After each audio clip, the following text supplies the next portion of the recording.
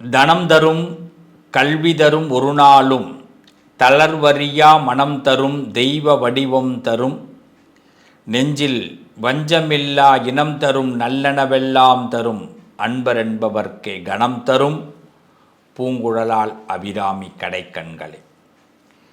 எப்பயுமே நான் எப்பொழுது வீடியோ ஆரம்பித்தாலும் அம்பாளுடைய இந்த ஸ்லோகத்தை சொல்லாமல் ஆரம்பிக்கிறது இல்லை. காரணம், இந்த ஸ்லோகத்தில் எல்லாமே இருக்குது. இந்த அபிராமி அந்தாதியில் இந்த பாடலில் இந்த உலகத்தில் நாம் எதை எதிர்பார்க்கிறோமோ எல்லாமே அதில் இருக்கும். தனம் தரும், அம்மா எனக்கு நிறைய தனத்தை கொடு, தனம் தரும், எடுத்தோடனே அங்கே தான். கல்வி தரும், நல்ல கல்வியை கொடு, நல்ல ஞானத்தை கொடு. அம்பாள்கிட்ட நினைக்கிறது அதுதான். தனம் தரும் கல்வி தரும் ஒரு நாளும் தளர்வு அறியா மனம் தரும். நம்ம வாழ்க்கையில் யாருக்குமே ஃபஸ்ட்டு என்ன, தளர்ச்சி இருக்கக்கூடாது. நான் என்ன பண்ண போகிறேன்னு தெரியலையே, என்ன செய்ய போகிறேன்னு தெரியலையே, அப்படி துவண்டுட்டோம்னா எதுவுமே எல்லாம் இருண்டு போயிடும். அதனால தான் தளர்வு அறியா மனம் தரும், ஒரு தெய்வ வடிவம் தரும். தெய்வம் எப்படி சாந்தமாக எப்படி எல்லாத்தையும் அக்செப்ட் பண்ணிக்கிறாளோ, தெய்வம்னா என்ன, எல்லாத்தையும் ஏற்றுக்கொள்ளக்கூடியவர்கள். நம்மளால் படைக்கப்பட்ட இந்த உலகம் நாம் நினச்ச மாதிரி இல்லைனாலும், நம்மளை பார்க்கக்கூடியவர்கள் நம்மளை ஏற்றத்தாழ்வோடு பார்க்கக்கூடியவர்களாக இருந்தாலும், ஏன்னா ஆண்டவன் கொடுத்தா எல்லோரும் சந்தோஷமாக பார்ப்போம், ஆஹா ஆண்டவன் மாதிரி உண்டான்னு. கொடுக்கலன்னா கடவுளாவது அப்படின்ட்டு போய்டுவோம். ஏன்னா அது நம்ம நினைக்கிறப்ப கொடுக்கணும், அதான் கடவுள், அப்படி நாம் நினைப்போம். இதையெல்லாம் தெரிஞ்சுக்கிட்டோம் கடவுள் எப்படி இருக்கார். அதனால தான் தனம் தரும் கல்வி தரும் ஒரு நாளும் தளர்வு அறியா மனம் தரும் ஒரு தெய்வ வடிவம் தரும். இதையெல்லாம் கிடைக்கணும்னா என்ன செய்யணும்? அபிராமி பட்டர் அழகாக சொல்லியிருக்க, இதெல்லாம் கிடைக்கணும்னா எனக்கு நெஞ்சில் வஞ்சமில்லா இனம் தரும்.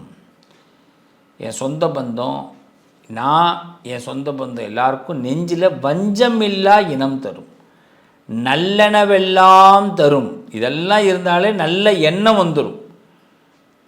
அன்பர் என்பவர்க்கு, உன்னை யார் நம்பி வராங்களோ அவங்களுக்கு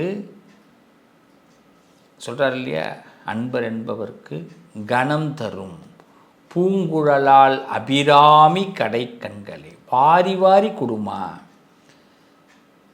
வேண்டான்னு சொல்கிற அளவுக்கு கொடுமா.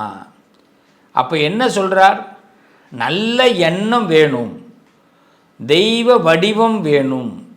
இது இருந்தால் கல்வி வரும், தனம் வரும், எல்லாமே வரும்னு அபிராமி பட்டர் சொல்கிறார். இதை தான் நான் எல்லா ஸ்லோகத்தையும் எல்லா வீடியோலையும் முதல்ல சொல்கிறேன். அப்போ நாம் எதை நோக்கி நம்மளுடைய பயணம் இருக்குது அப்படின்னா, நம்ம வாழ்க்கை வரமாக ஆக்கிக்கொள்ள முடியுமா? எனக்கு ஒரு வரம் சார், என் வாழ்க்கை நானாக இருக்கிறனால இப்படி இருக்கிறேன், இந்த வரம் இந்த வாழ்க்கை எனக்கு. இதை நாம் என்னைக்கு உணர்றோமோ நம்ம வாழ்க்கையில் எல்லா நாளும் சக்ஸஸ் ஆகுங்க. நம்ம வரம்ங்கிறத எப்படி நம்ம பார்க்க போகிறோம், பார்க்கலாமா? வாங்க ஒவ்வொரு ராசிக்கும் பார்ப்போம். துளாராசி, துளாராசிக்காரர்கள் வரம் கொடுக்கக்கூடியவர்கள். தனக்கு எது வந்தாலும் சரி மற்றவங்களுக்கு இவ்வளவு கொடுக்கணும்னு ஆசைப்படுவாங்க. துளாராசி எல்லாத்தையும் அப்படியே தானே எடுத்து வச்சுக்கணுங்கிற ஆசையெல்லாம் இருக்கவே இருக்காது. 16 செல்வங்கள் துளாராசிக்கு கிடைச்சாலும் எல்லாத்தையும் பகிர்ந்து கொடுக்கணும்னு ஆசைப்படுவாங்க. அவங்களுக்கு எதிர்பார்க்குற ஒன்றே ஒன்று தான், உண்மையான அன்பை எதிர்பார்ப்பாங்க. என்னங்க சரிதானே? உண்மையான அன்பு எனக்கு வேணும். அந்த உண்மையான அன்பை தவிர மற்ற எல்லாமே கிடைக்கும். ஏன் சார் என் வாழ்க்கை கடமையாகவே போயிட்டுருக்கு சார், என் வாழ்க்கை இப்படி ஒரு கஷ்டமாகவே போயிட்டுருக்கு சார், இது நிறைய பேர் என்கிட்டே புலம்புவாங்க. நான் சொல்லுவேன், புலம்பாத, எவ்வளோ பெரிய வரம் ஆண்டவன் கொடுத்துருக்கான் தெரியுமா? எவ்வளோ பெரிய வரம் தெரியுமா கொடுத்துருக்குறான்? கிருஷ்ண பரமாத்மாவுக்கு இல்லாத கவலை உனக்கு இருக்க போதா? கண்ணனுக்கு எங்கேயாவது கவலை இல்லைன்னு நீ நினைக்கிறியா? கண்ணனை யாராவது, கிருஷ்ணனை யாராவது சந்தோஷப்படுத்தியிருக்காங்களா? பிறக்கும்போது சந்தோஷப்படுத்தினாங்க, வெண்ணெய் கொடுத்தாங்க.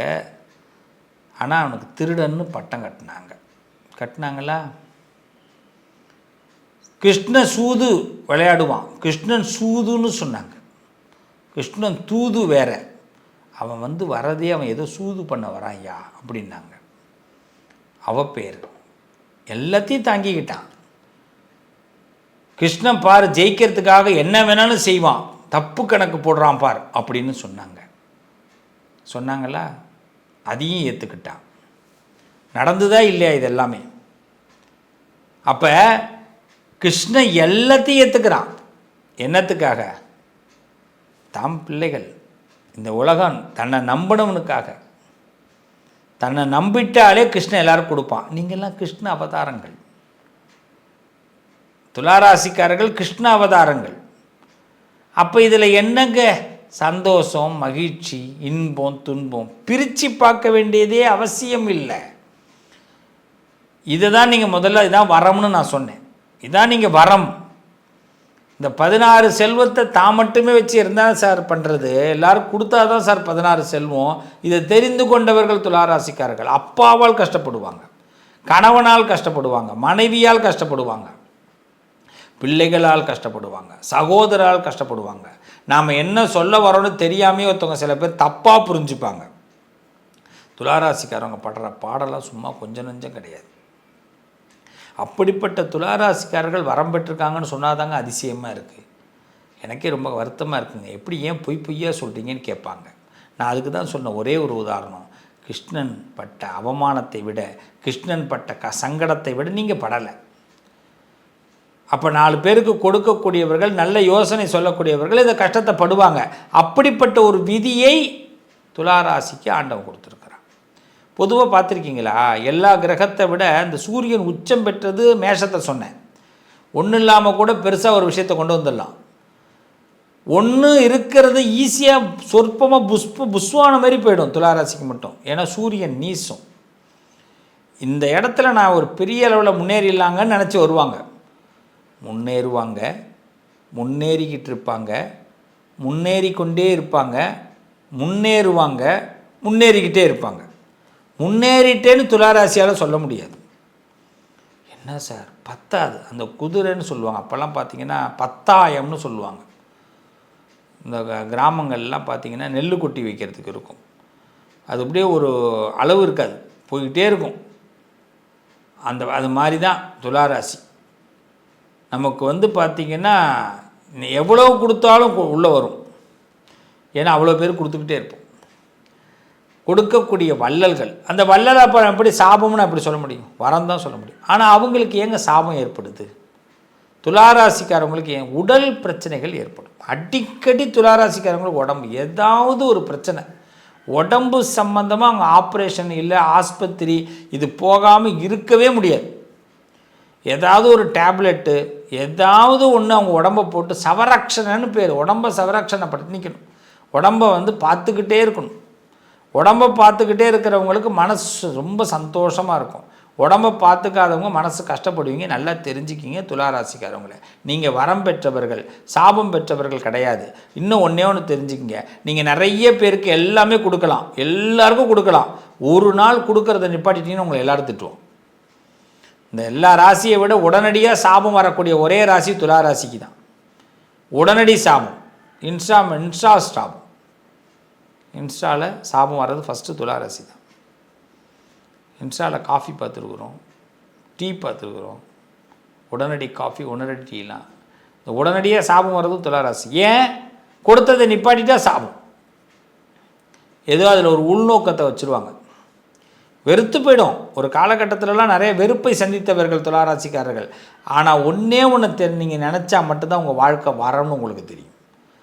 நீங்கள் என்ன நினைக்கணும்? நான் கிருஷ்ண பரமாத்மா, பல பேருக்கு கொடுக்கக்கூடியவன், பல பேருக்கு நல்லதை செய்யக்கூடியவன், பல பேருக்கு நல்லதை எடுத்து கொடுக்கக்கூடியவன். நான் நல்லதை சொல்வதற்கும் நல்லதை செய்வதற்குமாகவே இந்த அவதாரம் எடுத்திருக்கிறேன். என்றைக்கு உங்கள் வாழ்க்கையை நீங்கள் துளாராசிக்காரவங்க புரிஞ்சுக்கிறீங்களோ அன்றைக்கி உங்களுக்கு சக்ஸஸ். இது ஒன்று தான் சூத்திரம். இன்னும் நீங்கள் சிறப்பாக இருக்கணும்னா நான் 2-3 விஷயம் சொல்கிறேன். அதை மட்டும் நீங்கள் கேர்ஃபுல்லாக ஹேண்டில் பண்ணுங்க. யார் சொல்கிறதையும் பெருசுப்படுத்திக்காதீங்க. மனசை உங்களை டக்குன்னு எதையாவது ஒரு வார்த்தையை விட்டு நோகடிச்சிடுவாங்க, கண்ணு கலங்க வச்சுருவாங்க. கண்ணே கலங்காதீங்க. என்றைக்கு கண் கலங்கிறத நிப்பாட்டுறீங்களோ அன்னையிலேருந்து நீங்கள் சந்தோஷமாக இருக்க போகிறீங்கன்னு அர்த்தம். உங்கள் டாஸ்கில் நீங்கள் ஜெயிக்க போகிறீங்கன்னு அர்த்தம். கண் கலங்கிறத நிப்பாட்டணும். இதுதான் துளாராசிக்கு ஃபஸ்ட்டு. 2வது விஷயம், யாரையும் பெருசுப்படுத்தாதீங்க, பெரிய விஷயமாக நினைக்காதீங்க. எவ்வளோ பெரிய உறவாக இருக்கட்டும், எவ்வளோ பெரிய அன்பாக இருக்கட்டும், எல்லாருக்கும் ஒரு எல்லை இருக்குது. அந்த எல்லைக்கோட்டை தாண்டி வந்தால் தான் பெருசு. ஏன்னா யாரை பெருசுப்படுத்தினாலும் அவங்க துக்கத்தை ஏற்படுத்திட்டு போயிடுவாங்க, ஒரு வடுவை ஏற்படுத்திட்டு போயிடுவாங்க. அந்த வடுவை உங்களால் இனிமேல் தாங்க முடியாது. போதும், நிறைய வடுவை பார்த்தாச்சு. இது 2வது. 3வது, கடவுளை நம்புங்க. கடவுள் மட்டும்தான் உங்களுக்கு துணை, படைத்தவன் மட்டும்தான் துணை. படைத்தவனின் பலம் இருக்க அடுத்தவனின் துணை எதற்கு, இதயத்திலே துணிவு இருக்க ஒரு பாட்டு இருக்குல்ல, அதுதான். உங்களுக்கு இதயத்தில் துணிவு இருக்குது, படைத்தவனுடைய பலம் இருக்குது, நீங்கள் வரம் பெற்றவர்கள். வாழ்க்கையை என்றைக்கு தவிக்க மாட்டீங்க. வாழ்க்கையை கண்டு பயப்பட வேண்டாம், எதிர்கொள்ளுங்க. கொஞ்ச நாளாக நமக்கு சில ஆட்டம் மாறி போயிருந்தது. மீண்டும் நீங்கள் பழைய ஆளாக வரணும். உங்கள் நிலைமையில் நீங்கள் புத்துணர்ச்சி பெறணும். உங்களுக்கு சூரியன் நீசம் ஆயிட்டார். அதனால் இன்னொருத்தவங்கள்ட்ட புகழை எதிர்பார்க்க வேண்டாம், பேரை எதிர்பார்க்க வேண்டாம். சனி உச்சம். உங்களுடைய சட்டத்திட்டத்துக்கு உட்பட்டு நீங்கள் இருங்க. நீங்கள் இருக்கிற ரூல்ஸ் கரெக்ட், நீங்கள் பேசுகிறது கரெக்ட், நீங்கள் நடந்துக்கிறது கரெக்ட். நீங்கள் எது செஞ்சாலும் அது உங்களுக்கு மட்டுமே தெரியட்டும். எது செஞ்சாலும் கடைசி நிமிஷத்தில் மற்றவங்களுக்கு தெரியட்டும். அதை மட்டும் ஃபாலோ பண்ணுங்கள். என்றைக்கும் நீங்கள் நல்லா இருப்பீங்க. வரம் பெற்ற உங்களுக்கு விநாயகர் அருள் உண்டு. பிள்ளையாரை நிறையா கும்பிடுங்க. இன்னும் நிறைய வரத்தை கொடுப்பார், நிறைய வரத்தை கொடுப்பார். உங்களை அப்பப்போ ரெஃப்ரெஷ் பண்ணிக்கிட்டே இருப்பார். நானே எனக்கு தெரியலைங்க, நான் ரொம்ப அப்பப்போ மகிழ்ச்சியாக இருங்கன்னு பிள்ளையாரை கும்பிடுங்க. பிள்ளையாருக்கு பூசை பண்ணுங்கள். பிள்ளையாரோட சின்ன விக்கிரகம் வச்சு பூசை பண்ணுங்கள். அவருக்கு அலங்காரம் பண்ணி பாருங்கள், சந்தோஷமாக பண்ணி பாருங்கள், என்ஜாய் பண்ணுங்கள், நல்லா இருப்பீங்க. வாழ்த்துக்கள். நீங்கள் வரம் பெற்றவர்கள்.